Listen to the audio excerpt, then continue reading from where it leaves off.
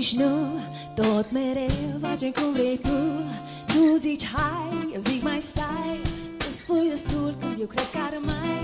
Eu calculată, tu mă spardă. Eu liniștită când tu vrei ceartă. Tu vrei să vezi meciul, eu filme pe bandă. Și iară ne batem pe telecomandă. Ce romantic, ce frumos, sexy, tu prea gelos. Cum de ne-am găsit noi doi, unul pe altul război. Dar noi ne potrivim, fiindcă ne iubim. Dar noi ne potrivim, fiindcă ne iubim. Da, da. Tu TV, eu cinematograf, eu direcția, tu holograf. Tu vrei specific românesc, eu deja sunt la chinezesc. Tu vrei la munte, eu vreau la mare. Ochelari de schi, tu ochelari de soare. Votez cu Escu, tu cu Altescu. Eu Eminem, tu Eminescu. Ce romantic, ce frumos, sexy, tu prea gelos. Cum de ne-am găsit noi doi, unul pe altul război. Dar noi ne potrivim,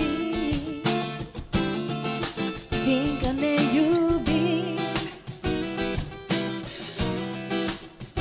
Dar noi ne potrivim, fiindcă ne iubim. Da, da. Hey!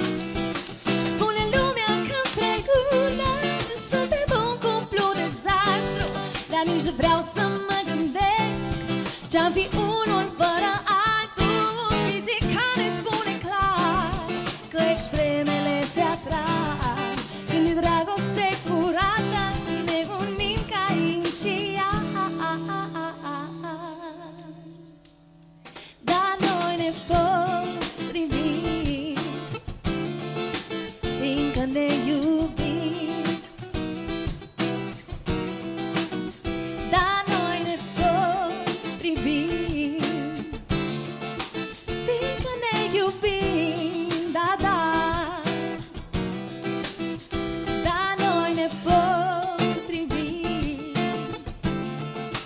fiindcă ne iubim.